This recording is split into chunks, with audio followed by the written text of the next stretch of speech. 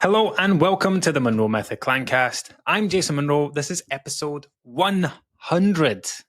100 episodes. That is a mega milestone.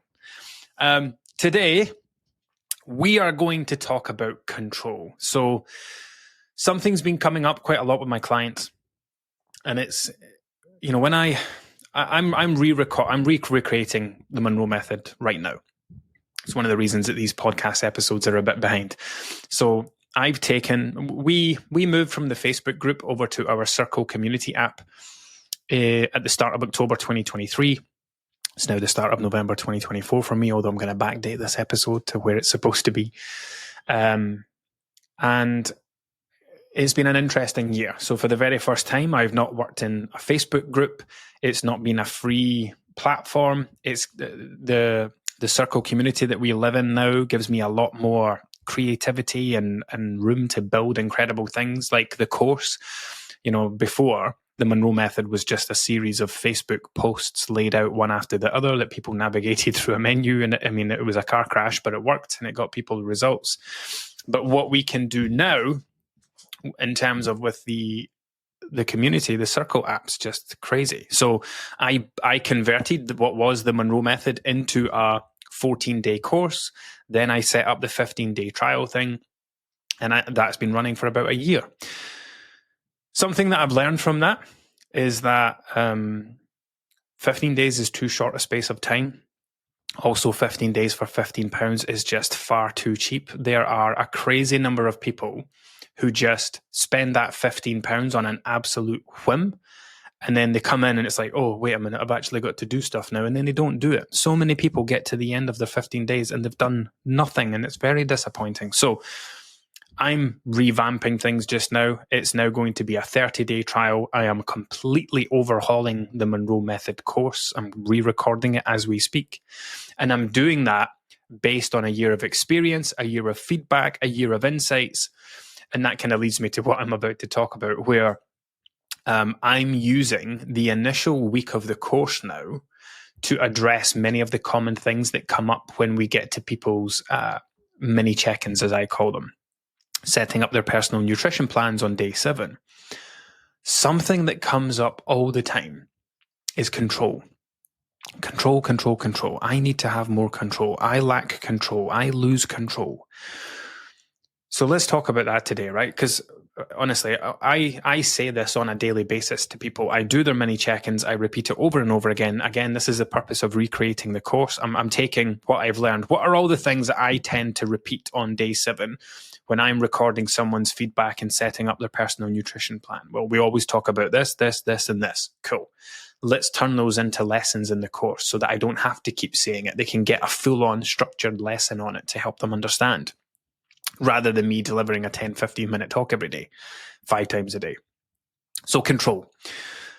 You might feel like you lack control around food. And I'm going to give you 2 situations, right? There are people who genuinely lack control around food. Those are people who have diagnosed eating disorders. If you've ever experienced binge eating, true binge eating, again, let's start with that, right? So a lot of people will tell me that they binge eat. Now, as soon as they mention the word binge, that's a red flag for me. And I have a duty of care to that person to make sure that I am the best person for them to be working with. Meaning, if someone is binge eating is associated with a diagnosed eating disorder, BED, binge eating disorder. Binge eating is characterized as a complete and total loss of control around food. Now, these are people who do lose control. It's described as what would be an out-of-body experience.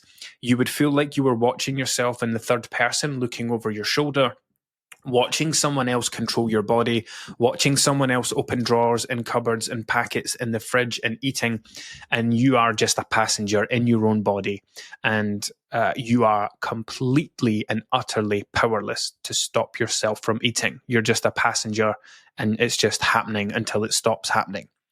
That's what binge eating is. Now that I've described this, the majority of you listening to this will go, well, no, that's not what's happening to me. If that's not what's happening to you, then you're not binge eating. You're consciously choosing to overeat.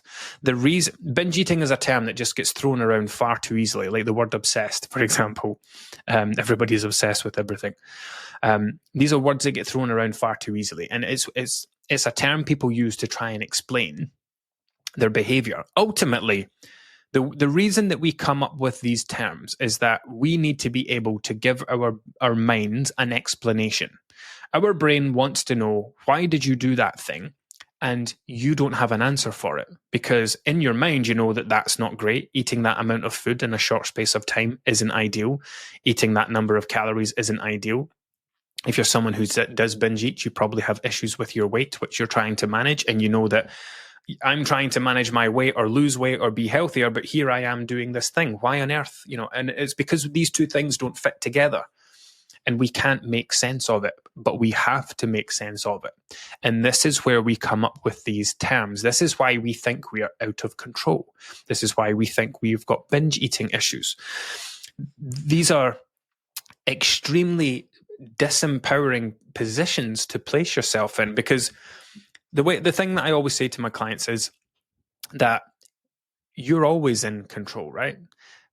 People often want to, they'll put in their little, like when they set up their profile in the community, there's like a little bio bit. You can have like a little not a catchphrase, I can't think of a better term for it, but a little like intro line type thing. And a lot of people will put in there like fit for 40, fab for 50, need to cure my sugar addiction. But some people will put in taking back control. Now, before I launch into the rest of this, I'm going to tell you the not so secret to taking back control. The way that you take back control of your eating habits is to understand that you are always in control of your eating habits. That's how you take back control. It's not by eating differently. It's not by stopping eating certain foods. It's not by eating more fruits and vegetables. You take back control by taking ownership of all your choices, not just the in control stuff. Because here's how it goes, right? Monday to Friday, you've got routine. Kids are going to school. You're going to work. Whatever your routine is, that's your routine, right? You think that's you in control because you're having your breakfast, you're having your lunch, you're cooking your dinner, you're having a couple of snacks. You feel in control.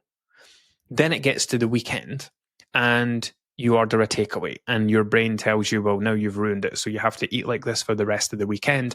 And this is what you then describe as out of control. And it's this simplistic behavior that we have of everything has to have an opposing side. If it's not good, it's bad. If it's not bad, it's good. Everything has to have an opposite. If I'm not in control, then I must be out of control. Everything that you do across a week, not just from Monday to Friday, Monday to Sunday, you are in control of that. Nobody else is feeding you. Nobody else is putting food in your mouth. Nobody else is forcing you to do anything. Nobody else is making decisions for you. You are just in control of your Monday to Friday as you are your Friday night to Sunday. And this is how you take back control of your eating, by understanding that, not by doing anything else, but by understanding that, because it's a very disempowering position to place yourself in, to think that you're not in control. Because here's the thing. If you're not in control, how do you fix it? If it's not you, if it's something else, how do you fix it? How do you make yourself have more control? That's the solution, right? What's the problem? If you think the problem is that you lack control, what's the solution to a lack of control? Somehow gaining more control. You cannot just force yourself to be more of something. You cannot just force yourself to do more of something. It doesn't work like that. If it was that simple, none of us would have any problems. Oh, I'm doing a little too much of that. I'll just not do that anymore. It doesn't work like that. Ever. So once you've taken on the responsibility of all your eating habits, now you are in a massively empowered decision, because now it's not, do you know what, actually? That guy on the podcast was right. I am in control. It is me choosing to do that at the weekend. Now that I've taken ownership of that, let's get to the bottom of it. Let's understand why I do this at the weekend. Like I said, our brains need to make sense of this. And when we can't think of a good reason for us doing something, we have to come up with something. It's like going to your GP and they don't have an answer for you. They just want to say, okay, just take this prescription and go away. that'll help. Our brains are a bit like that, where it needs an answer. Okay, so you're trying not to do these things at the weekend. You're trying not to overeat. You're trying not to eat so many takeaways. You're trying to drink less alcohol, but you've just went and done all of those things. Why did you do that when that's not what you want to do? And you can't come up with a good enough answer. So you go, I don't know, like my 6-year-old son would when you ask him a question. Why did you just pour that all over the table? I don't know. Because they don't have a reason for it. There is a reason. And if you keep quizzing them and get to the bottom of it, you'll come up with it. But our brains, it's like, actually, I have no idea. Yes, these are all the things I want to do. I don't want to be someone that drinks alcohol all the time and is hungover every Sunday. I don't want to waste 16 hours on a Sunday on the couch. I don't want to order a takeaway on Friday, then think that I have to eat like that all the way through to Monday. I would like to be the type of person who can break 3 squares of chocolate off a bar and put the rest away and then have another 3 squares tomorrow. But I'm not. And our brains can't make sense of that. And because we can't come up with an answer for it, this is where these things come in. Oh, well, that's just my binge eating. That's just a lack of control. That's just my out of control stuff. And I said there was 2 parts to the reason that we do this. So number 1 is it gives us an explanation, right? Okay, Monday to Friday, I'm in control. Saturday, Sunday, I'm not. You are. You're in control all 7 days. What you're trying to do as well, this is the other part, you're trying to distance yourself from it. You don't want that to be you. You don't like the idea of thinking that that's something you want to do, because that doesn't fit in with your perception of yourself. In your mind, you're trying to be healthier, trying to eat better, trying to be fitter, trying to be good. And yet here you are doing all these things.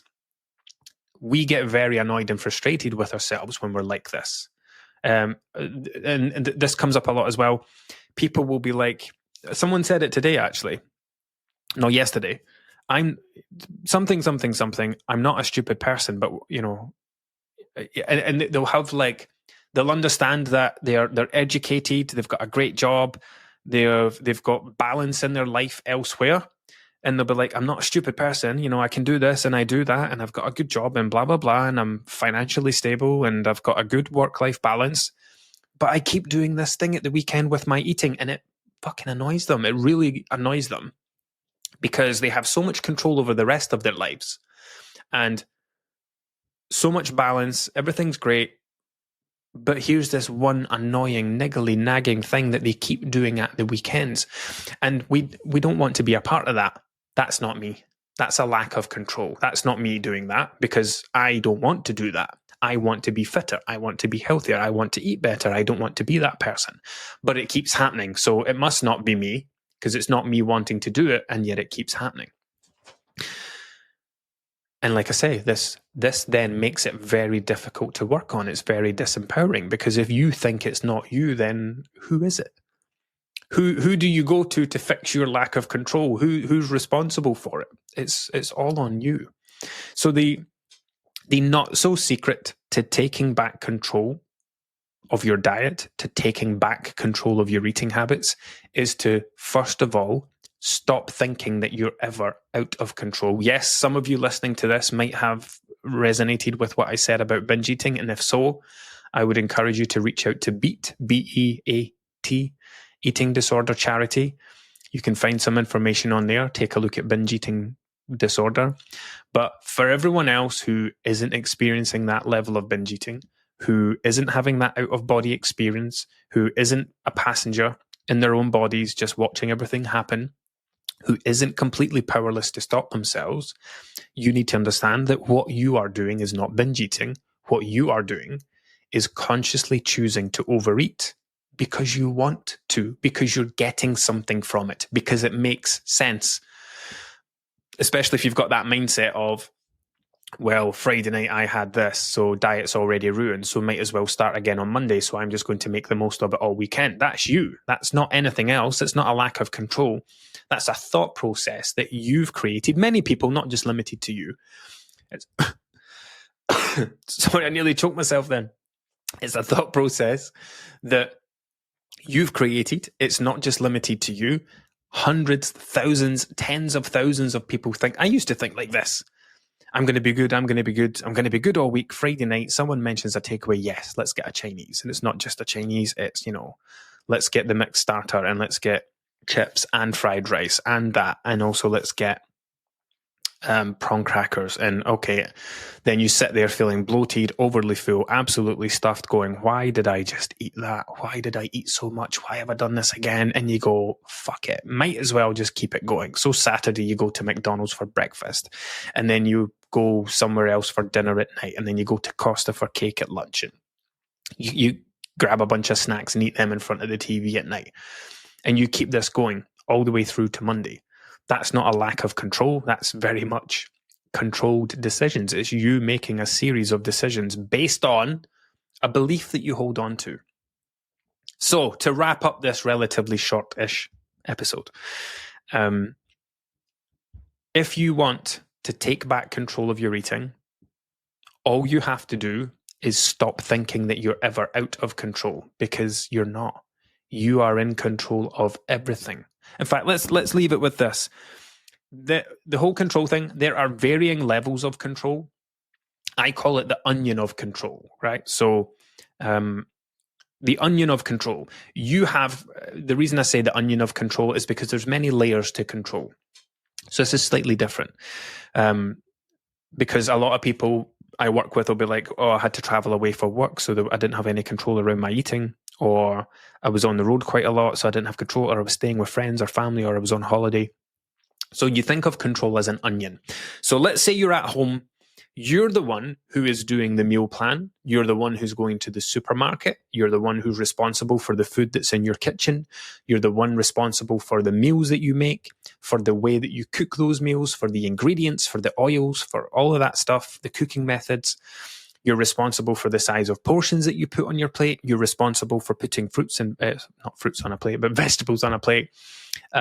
You're responsible for, when you sit down to eat that meal, eating without distractions, not eating in front of the TV, taking your time, listening to your body, stopping eating when you start to feel full, putting the rest in the bin because you're finished. You have got absolute control over every single aspect of the eating process from start to finish. Now, instead of thinking, I'm going to be on holiday, so I'm going to have no control, I'm going to be working away this weekend or this week, so I have no control, think of the onion. So let's bring it back to what I said. How many layers of control do you lose? Well, I'm not doing the meal plan. I'm not doing the cooking. I'm not doing the supermarket. I'm not doing the ingredients. I think I said the cooking already. I'm not doing that. However, I am still in control of, rather than, for example, like I did a check-in yesterday with someone who said that they found it very difficult to eat healthy while on the go, which doesn't make any sense because you cannot go very far without stopping somewhere to pick something up. So what they mean is, when they're on the go, they're not going into M&S Food and grabbing a balanced meal deal. They're going into Burger King and buying a meal deal. That's the difference. So it's, when you're traveling, well, what's the problem? My wife and I drove down to Coventry recently for a dog show. And what's the options when you're traveling for 6 hours in a car? Your options are stop at a service station on the way down and get food there, which is ridiculously priced. And it's not ideal most of the time what's on offer. Or do what I did. I went to Aldi and I bought a couple of pasta salads, I think, a couple of protein yogurts, some fruit, what else? Some cans of juice, some other things. Those got thrown into a cool bag with ice packs. I was completely in control of that. Had I not done that and left it to chance and been on the road, then that's you making yourself have less control. But anyway, if you're working away, so you lose some of those things, but you are in control of the foods that you choose to eat, the foods that you order from the menu, whether or not you have vegetables with your meal. Then you're still in control of, when you're not in control of the portion size, but you're fully in control of how much of that portion you choose to eat, eating without distractions, taking your time, stopping eating when you start to feel full. So it's important not to think, and again, this is where many people struggle because it's all or nothing thinking, black or white thinking. You're either in control or you're not. You're either at home in control of absolutely every single aspect, or you're not at home and it's completely out of control. And, we were in London for the weekend, so I was here, and here. Instead of just relinquishing that control, you just think of it as a sliding scale. You think of it as the onion, the onion, where it's, okay, yes, I am going to lose some control because I'm taking myself out of my home environment. But all it means is I'm going to switch over to more of a decision-making process. And then I'm going to fall back on my habits. I'm going to make sure I'm eating protein. I'm going to make sure I'm eating fiber, because those are going to keep my hunger levels to a minimum. I'm going to approach each meal from the perspective of, I will eat until I'm hungry, eat until I am satisfied, not stuffed. Not going to eat when I'm not hungry. I'm going to be strategic with my eating. So instead of throwing myself into a 6-hour car journey, having taken nothing with me and just depending on service stations, I'm going to think ahead of time. I have a 6-hour car journey ahead of me. I'm probably going to need something to eat. When I go to Aldi, I'm going to pick up some extra stuff to have in the car. So, control. Control is something you always have. You are never out of control. It's just a perspective. It's just a way that you're looking at it. You are never out of control with your eating habits. And it's important to understand that what you do during the week is not you in control. And what you do at the weekend is you out of control. You need to zoom out of the screen a bit and say, what I am doing for 7 days is all me. It's me that's choosing to live like this Monday to Friday version of myself, then this Saturday, Sunday version of myself, because of the thoughts that I've got going on up here, because the way that I view these things, I'm living for the weekend. I view the weekend like this. I go into the weekend thinking I'm going to, and that's another thing as well. Christ, I don't want this to carry on too much or do too many topics in one episode, but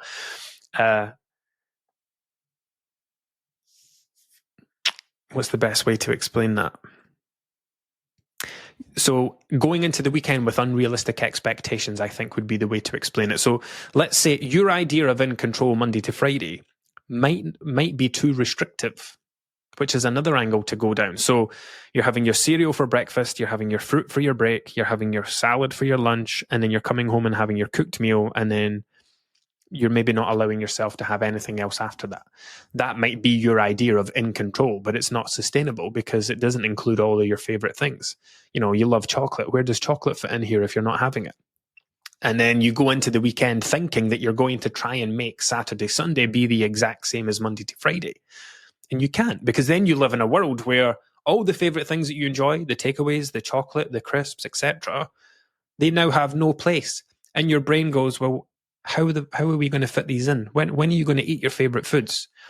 And because there's no plan for it, no strategy for it, there's no, I know when I'm going to get that thing next, your body will just say, okay, well, not your body won't say it. Your mind will say, go get that thing right now. And once you have it, because you went into the weekend with those unrealistic expectations, that's where well, fuck it, might as well just eat all these foods and then start over again on Monday. That's too big another topic to dip into. We'll leave this one here for now. So yeah, take back control of your eating habits by understanding you're always in control of your eating habits. Once you acknowledge that, you are then in a much more empowered position to start making changes. Once you can say, do you know what, that weekend, that stuff at the weekend, that is me. And now that I know it's me, I can start to work on it. Now that I've acknowledged that I'm choosing to do that, it's not a lack of control, it's a series of conscious decisions. Why am I making those choices? What do I get out of doing that? What do I get out of eating like that? What do I get out of drinking like that? Then you work backwards from there to understand the value and the benefits you get from these things so that you can change them. Right, until next time.